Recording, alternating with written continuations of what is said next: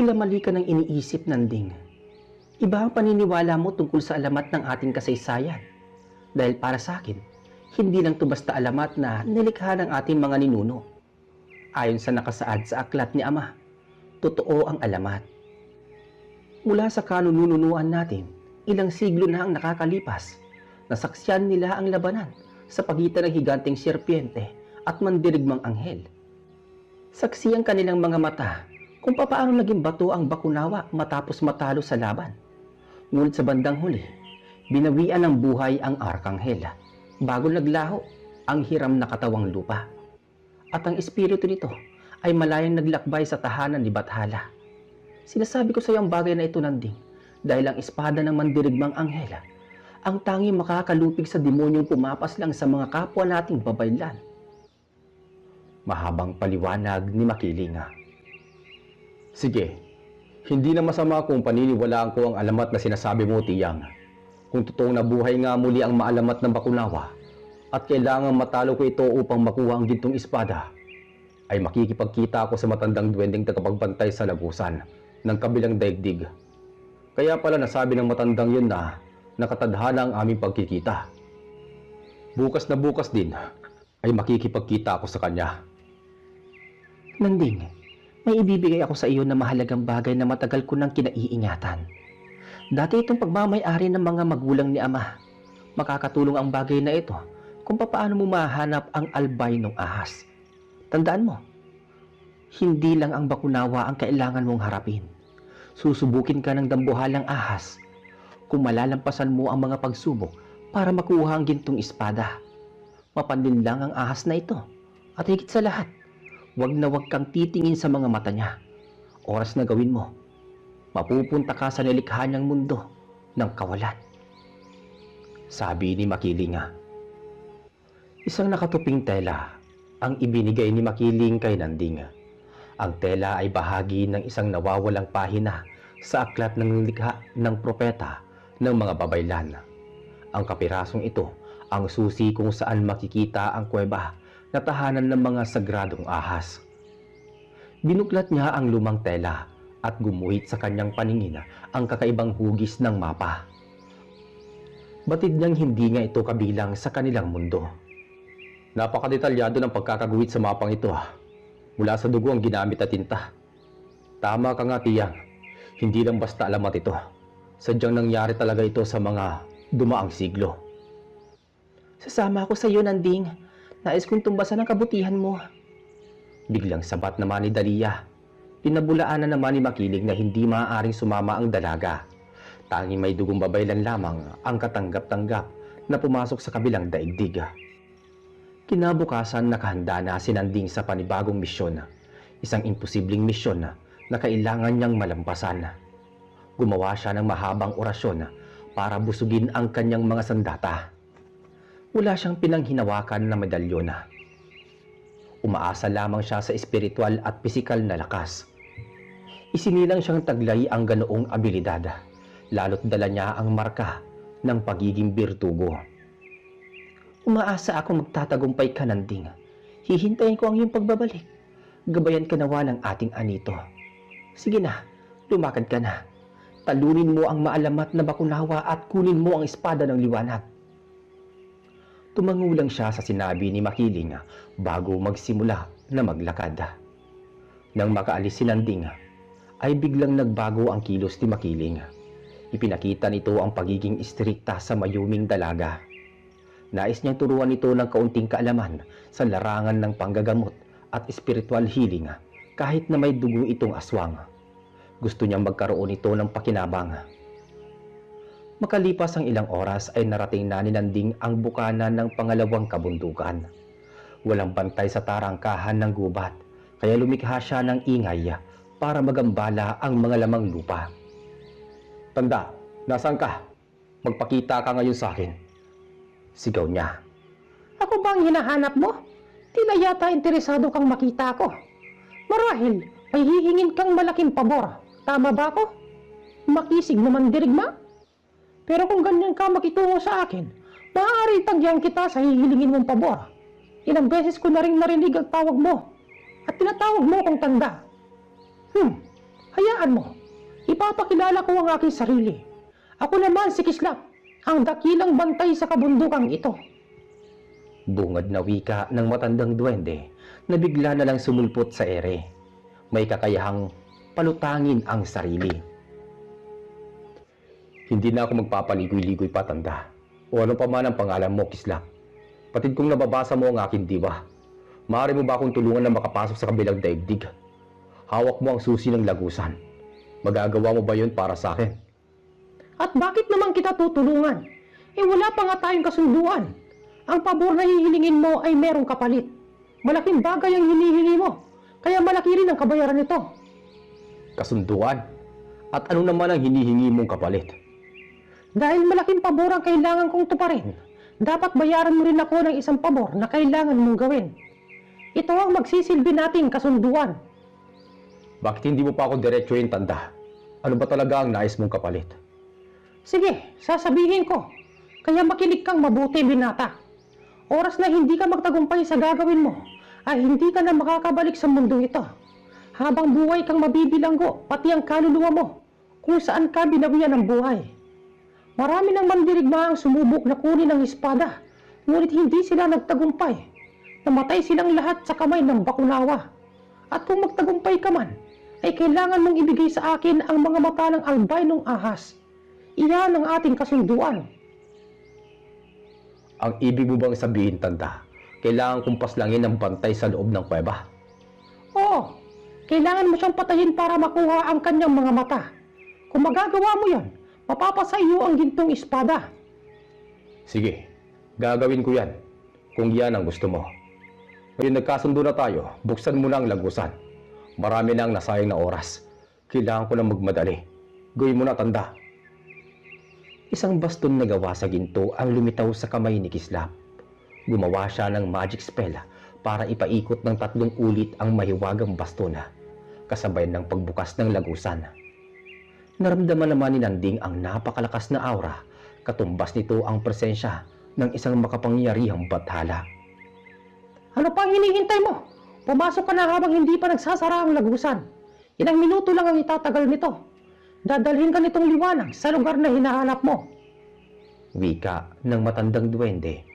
Huminga muna na malalim si Nanding bago kainin ng liwanag.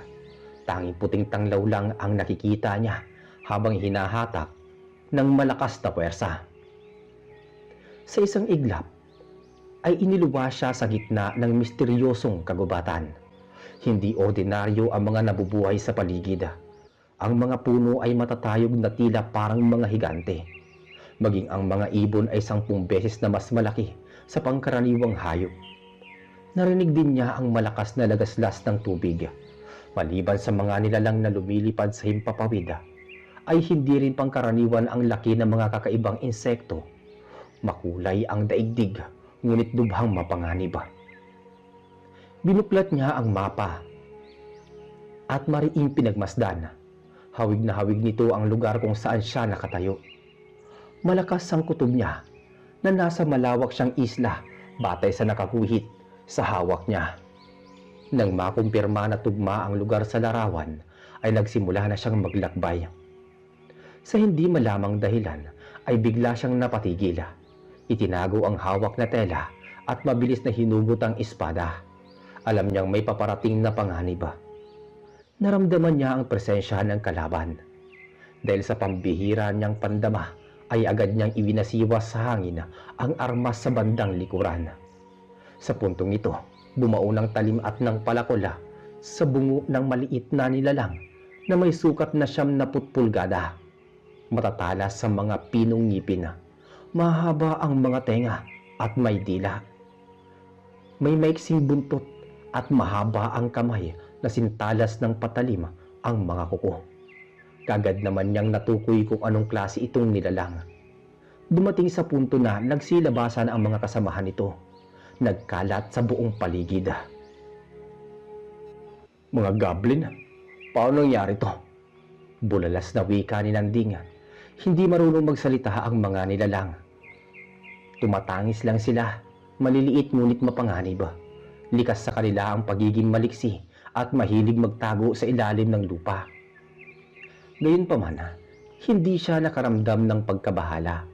Alam niyang higit na mas malakas siya sa mga kalaban. Kung bilis lang ang pag-uusapan, ay may pagmamayabang siya. Dagdagan pa ng pambihirang pisikal na lakas. Nagsanay siya sa loob ng mahabang panahon. Lumaking berdugo, kaya hindi niya alam ang salitang takot. Dahil marami ang kalaban, ay hindi sapat ang hawak niyang palakol.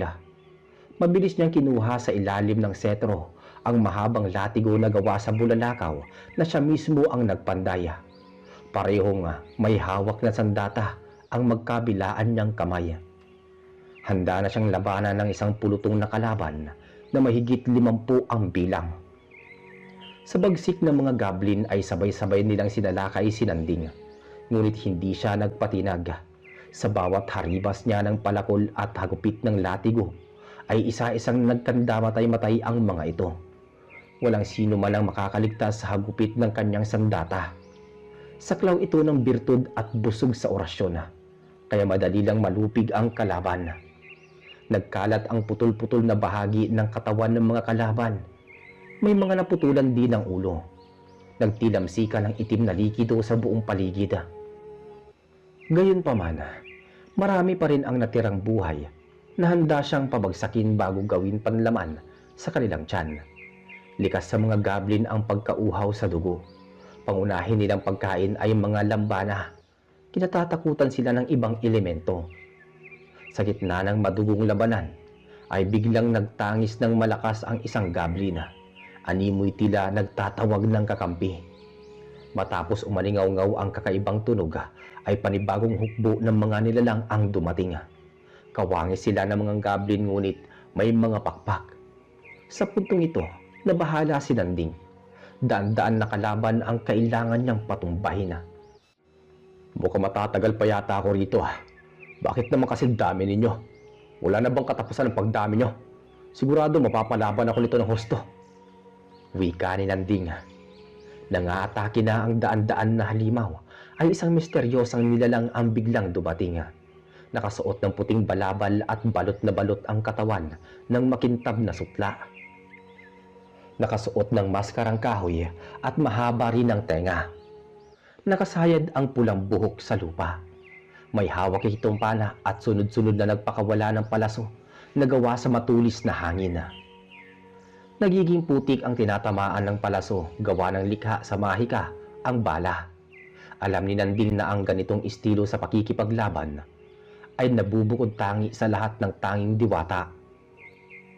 Diwata lang ang may kakayahan ng ganito. Sa isang kisap mata ay nalipol ang buong hukbo ng kalaban. Kaagad namang naglaho sa paningin niya ang engkantada. Hindi man lang siya nakapagpasalamat. Sino kaya siya? Bakit niya ako tinulungan? Napapatanong na wika ni Nanding sa sarili bago nilisan ang lugar. Sa pagpapatuloy ng kanyang paglalakbay, ay naghanap muna siya ng makakain. Malawak ang gubat kaya posibleng may mga ligaw na bungang kahoy. Sa kanyang paglalakbay ay dinala siya sa malaparaisong hardin na paliligiran ng makukulay na bulaklak at mga puno na hitik sa bunga. Hindi pamilyar sa kanya ang mga bunga.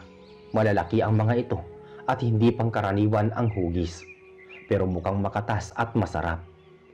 May malaking balon sa gitna ng hardina, parang bukal sa kinang-ang tubig.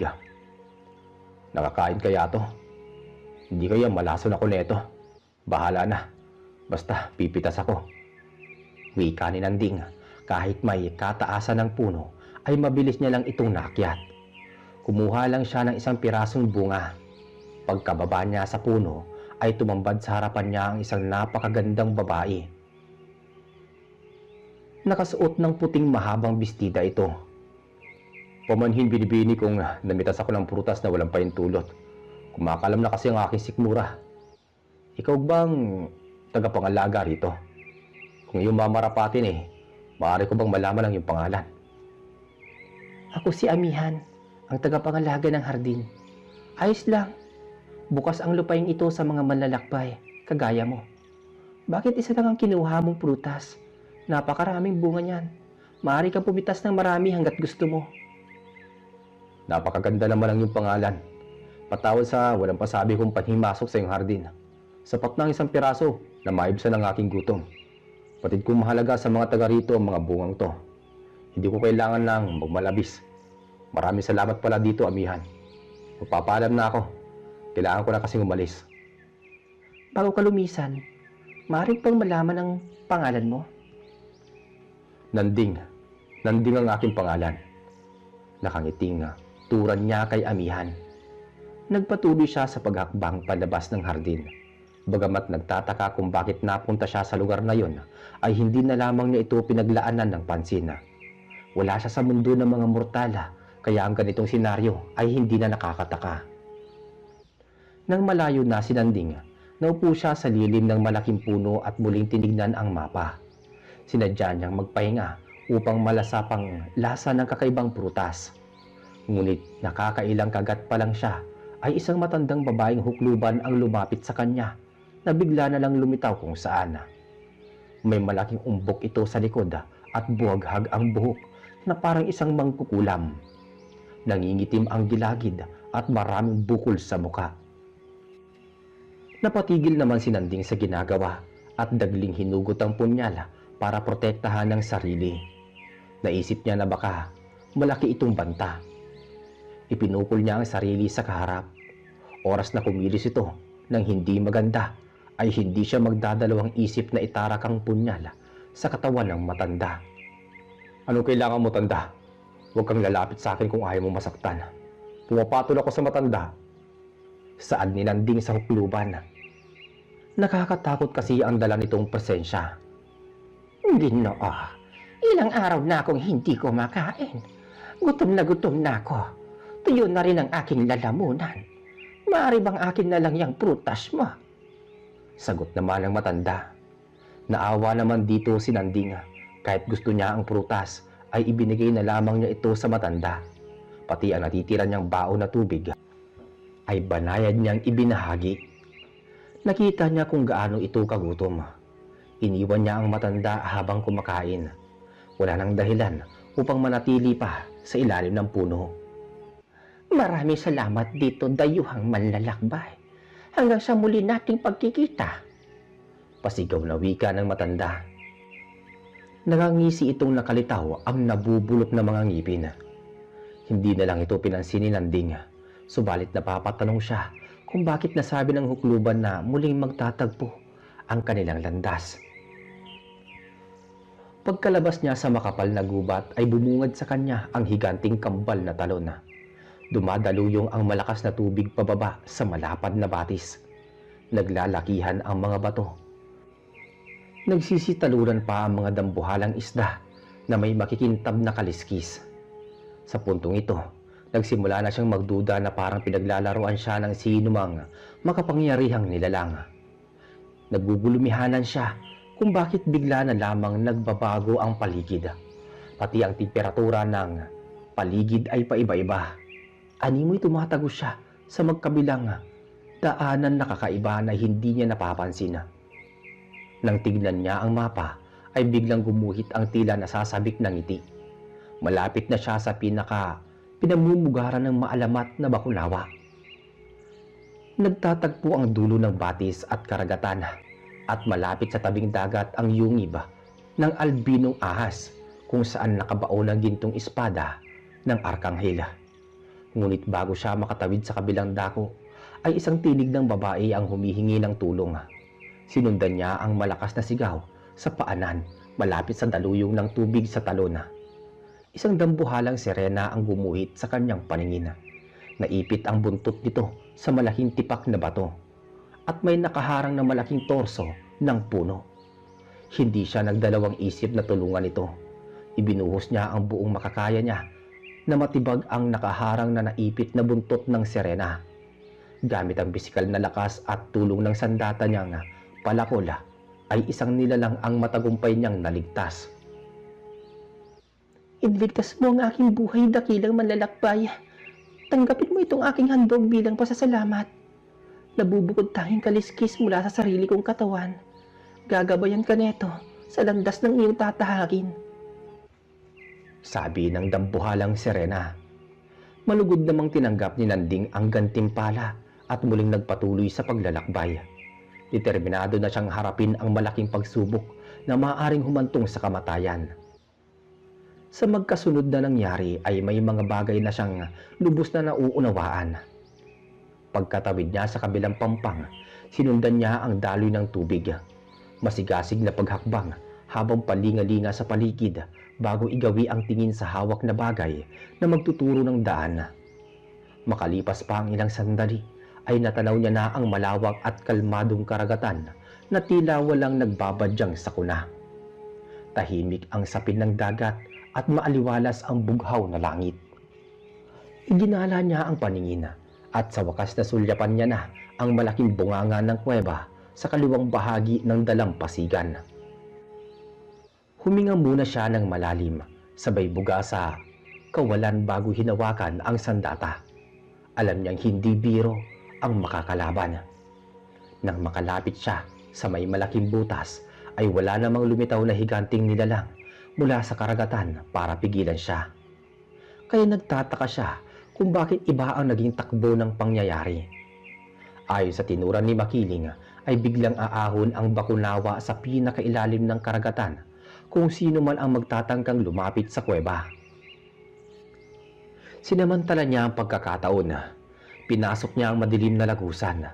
Sapat na ang kaunting liwanag na nagbumula sa araw para maaninag ang daan. Nilakasan niya ang pandama sa paligid.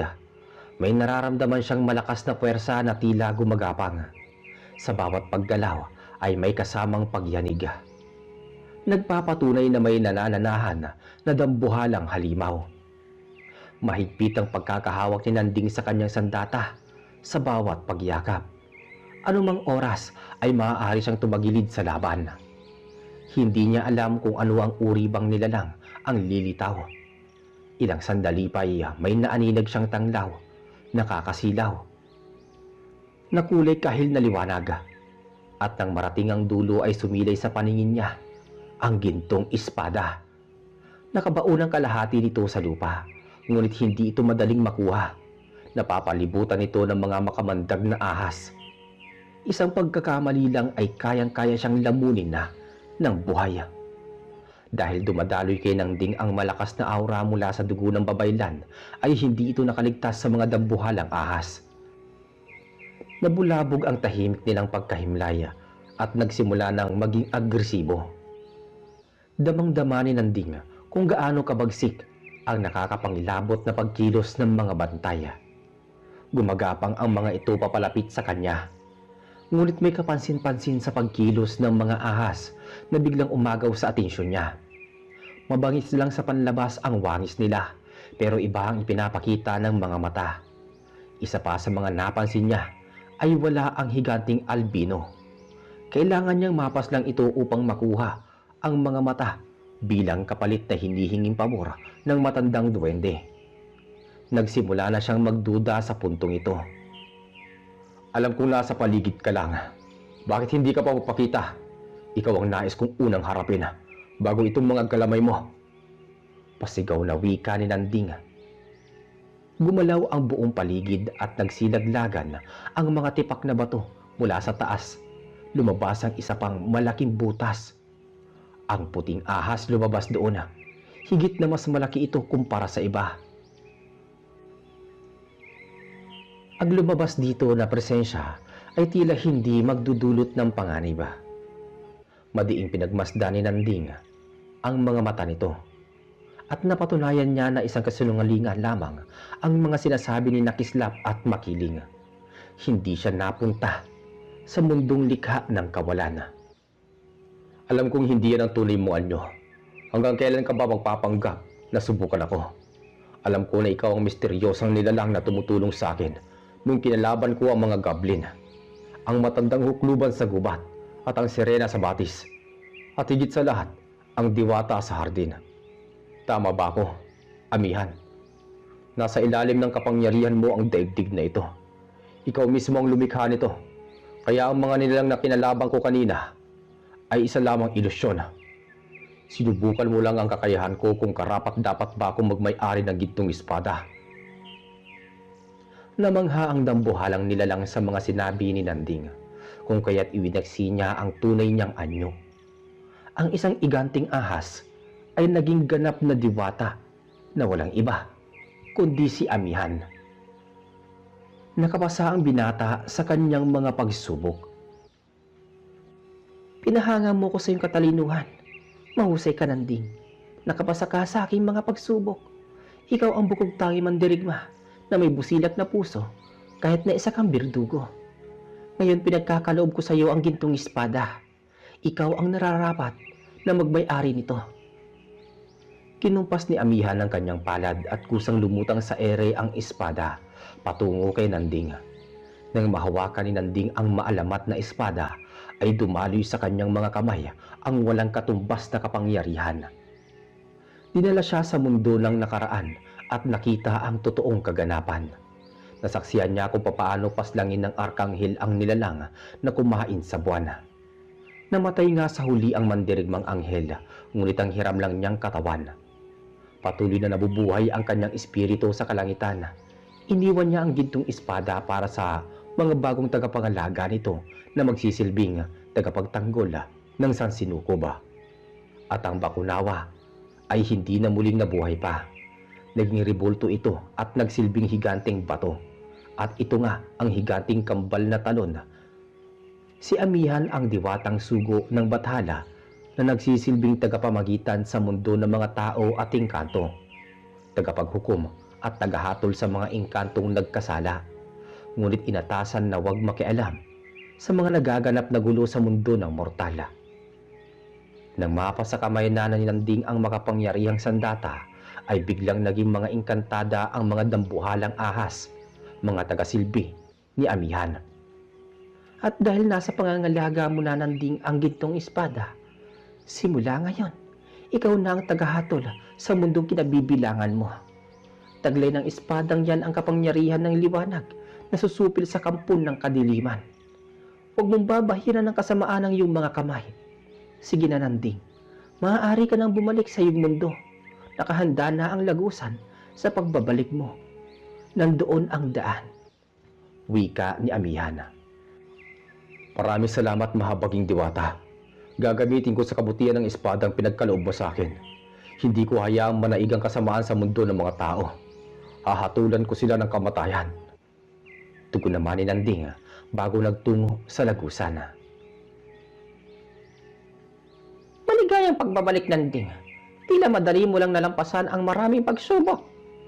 Hindi ko inaasahan na mapapahanga mo ng husto ang diwatang si Amihan. Bungad na wika ng matandang duwende nang makabalik siya sa kabundukan. Nung una pa lang sinusubukan mo na talaga ako, Tandang Kislap. Pinaikot mo lang ako sa isang kasunduan dahil sa hinihingi mong pabor, nakapasa ako sa huling pagsubok. Alam ko sinadya mo yung sabihin para tulungan ako. May gusto lang sana akong malaman bago ako umuwi. Sino ka bang talaga? Bakit magkakilala kayo ni Makiling?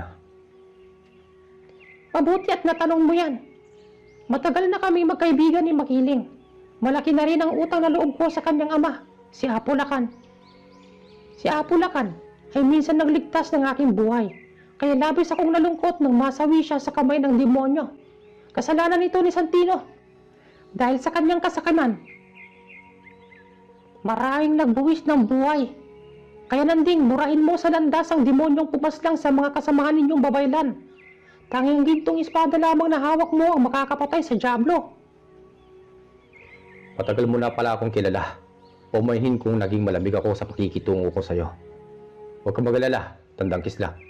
Pag-iiganti ko ang pagkamatay ni Apulakan, pati ang pagkasawi ng buong taga-nayon. Ako mismo ang kikitig sa buhay ng Diablo. Hindi naman maipinta ang tuwa sa labi ni Makiling nang makabalik si Nanding bitbit ang tagumpay. Nagawa pang yakapin ng binata nang makalapit ito. Iyon ang unang pagkakataon na naging malambing ang ginang. Maging ang dalagang si Dalia ay nasasabik makita siya. 5 araw daw siyang nawala buhat nang magtungo siya sa kabilang daigdig na ikinagulat naman niya. Ano sabi mo, Tiyang? 5 araw akong nawala? Halos 1 araw lang akong nananatili doon. Akala mo lang yun, Nanding. Nakalimutan kong sabihin na walang gabi at Walang araw sa kabilang dimensyon. Hindi mo kailangang magpaliwanag pa na kung bakit ako nagsinungaling. Marahil nasabi na ito sa iyo ni Kislap. Maupo ka na sa pag at ipaghahanda kita na makakain. Sagot naman ni Makiling. Ako na lamang po siguro ang mag-aasikaso kay Nanding. Sabat naman ni Dalia. Ang mabuti pa, ituloy mo lang ang paggawa mo ng mga halamang gamot. Isaulo mo ang bawat sangkap. Ako na ang bahala kay Nanding. Sabi naman ni Makiling. Samantala Sa isang malawak na hawla ay maraming nagdurusang mga tao. Walang tigil sa pag-iyak ang mga bata at kababaihan. Ginagawa silang bihag at talipin ng mga halimaw. Ang mga kalalakihan naman ay ginagawang pagkain. Nagmula ang mga bilanggo sa magkabilang nayon. Dinukot sila matapos sakupin ang lugar. Sa isang mataas na trono nakaupo ang isang lalaking nakasuot ng abitong itim. Suot ang isang medalyon bilang tanda na isa itong babaylan na may mataas na posisyon. Sa likod niya, nakatayo ang isang malaking anino na may mahabang sungay. May malalapad na mga pakpak at mahaba ang patulis na buntot. Sa ibaba naman ng trono, nagninilay ang napakaraming halimaw. Nagbabaga ang kanilang mga mata at mahahaba ang mga kuko at ngipin. Sa isang silid ay may mga mababang uri ng demonyo na walang habag na nilalantakan ang katawan ng mga biktima. Sinisipsip ang dugo para mas lalo silang lumakas. Ang mga kaluluwa ng biktima ay hinihigop naman ng dyablo na siyang pinakamakapangyarihan sa lipi ng kampo ng kadiliman. Ang bawat halakhak at pagtangis ng mga halimaw ay lalong nagbibigay takot sa mga bilanggo at alipin. Mga alagad ko, magpakabusog kayo. Marami tayong nakaimbak na pagkain. Sad na wika ng nakaupo sa trono na walang iba kundi si Santino. Panay tawa naman ang dyablo sa likod nito. Azazel, nahanap na ba ng inutusan mo ang kapatid ko at ang hinirang ng dakilang mandirigma ng anito? Ilang taon pa ba ang hihintayin ko bago sila matagpuan? Dagdag pa ni Santino sa katabing demonyo. Ginagalugad na nila ang ilang kabundukan, ngunit hindi talaga sila makita. Ngunit kanina lang, may naramdaman akong hindi mapaliwanag na kapangyarihan mula sa malayo. Huwag kayong mag-alala, Panginoon. Nararamdaman ko na malapit na natin silang matagpuan. Magaling, Azazel. Hindi na ako makapaghintay makita ang dalawang ito. Nasasabik na akong balatan ng buhay si Nanding. Hindi ko lubos maisip na iniligtas siya ni Makiling. Mabuti na lang at binusisi ko noon ang mga bangkay. Kaya nalaman ko na buhay pa ang dalawang yon. Sabi naman ni Santino. Sa kabilang banda pagkatapos kumain naman ni Nanding ay naisipan niyang magsanay gamit ang gintong espada. Nais niyang mapaunlad kung paano ito gamitin bilang bahagi ng katauhan niya. Susukatin niya ang lakas nito kung hanggang saan at kung makukontrol ba niya itong gamitin. Napakabigat ng espada lalo't gawa ito sa purong ginto. Dahil palagi niya itong hawak ay unti-unti siyang nasasanay. Gumagaan ito sa tuwing ginagamit niya sa paghampas sa hangin. Umiindayog pa ang mga puno sa lakas ng persa nito. Bagamat may nakatagong kakayahan pa ang gintong espada na dapat niyang matuklasan, pero hindi pa napapanahon upang magising ito. Sa buong maghapon ay inilaan na lamang ni Nanding ang sarili sa lugar ng sanayan mula nang siya'y bata pa. Isa sa mga dahilan kung bakit mahirap hagilapin ang tugatog ng banal na bundok dahil nababalutan ito ng malakas na mahika ni Makiling. May sagradong proteksyon ng mga engkantada at lamang lupa. At dahil malawak ang saklaw ng gintong espada, malaki ang posibilidad na matuntun sila ng mga kampo ni Santino. Hindi maiwasang magkaroon ng madugong labanan at maraming madadamay na puting engkanto. Masisira ang balanse ng tugatog na nagsisilbing tahanan ng mga mabubuting nilalang. Magdidilim na ang paligid nang makabalik naman sa tahanan itong si Nanding. Nakahanda na rin ang hapunan noon. May bago ka na bang natutunan gamit ang espadang yan? Handa ka na bang labanan ng demonyo? Kapag handa ka na, Nanding, tutungo tayo sa nayon. Ako ang haharap kay Santino. Sabi ni Makiling. Sa ngayon po wala pa, Tiyang. Kinakabisado ko pa ang paggamit nito. Pangkaraniwang pagsasanay lang ang ginagawa ko. Masyado kasing mabigat tong espada. Saka hindi mo na kailangan pang sumama sa akin, Tiyang. Dahil oras na magtuos kami ng demonyo, isasama ko na sa hukay si Santino.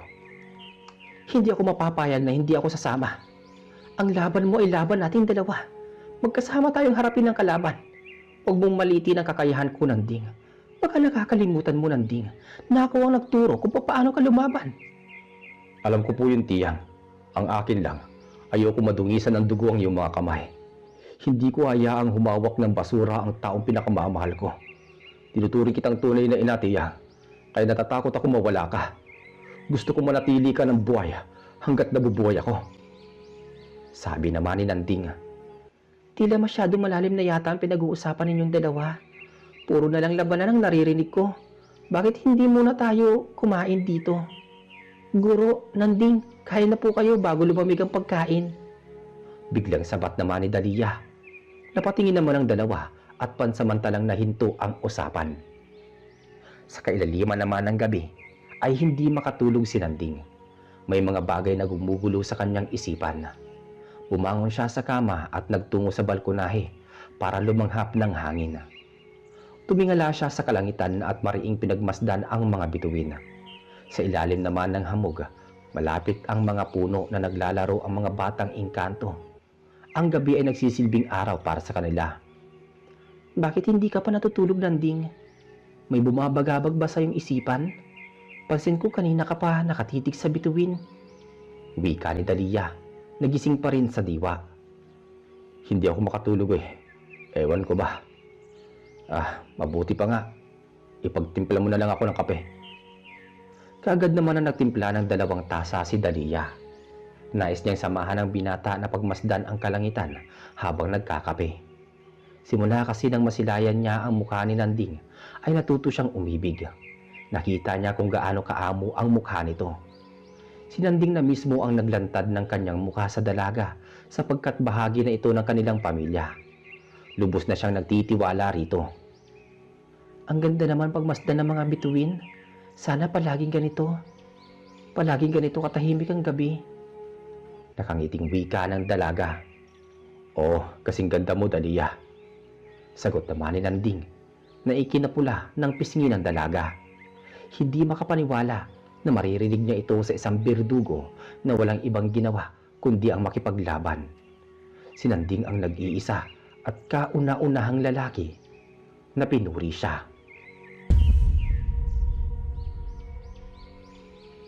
Dito po muna magtatapos ang ating part 2. Abangan po ninyo ang kasunod, part 3. Mas kapanapanabik yun. Maraming salamat. Hanggang sa muli.